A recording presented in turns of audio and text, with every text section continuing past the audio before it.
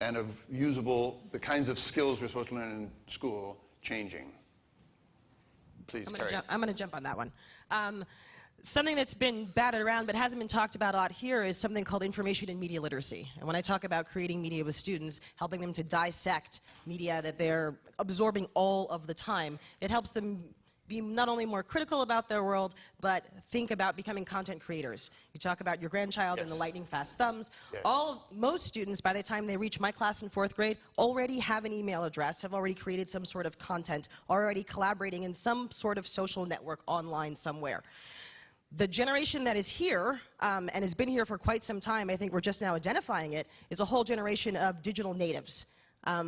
The rest of us, in some ways, are digital immigrants. This is the world they were born into. We all get those emails that go around. If you were born in 19, fill in the blank, the cell phone wasn't here, the answering machine wasn't here, we talk about these technologies. These are the tools of their generation. If we don't start to leverage these in the classroom, there's a disconnect that's happening, and some of the things that Bobby's trying to do and that Mark is doing with free textbooks and Andrew is doing by empowering students. If we don't do this, the whirlpool that is public education, that is not preparing our students for the flat world that Tom Friedman talked about, our kids will not be competitive. And then it has all sorts of geopolitical, socioeconomic implications for the future of our country.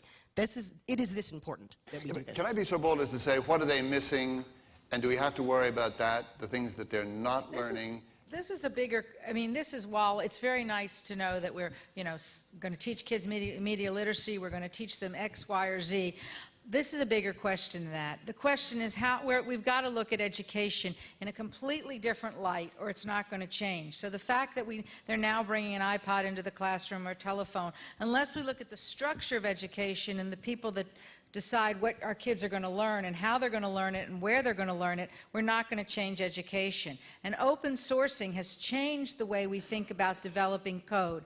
How many of you use OpenOffice, or how many of you use Linux, or how many of you think about what those particular projects have done for the rest of the world in changing the way of access to the computer?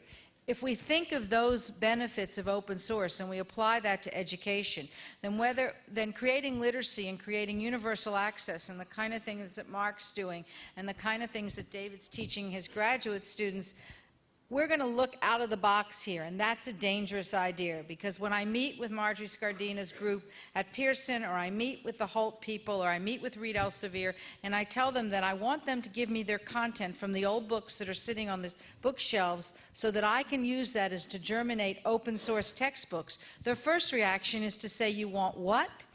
And then, after I go in and explain to them that this is an opportunity for them to, one, reach markets that they couldn't reach before,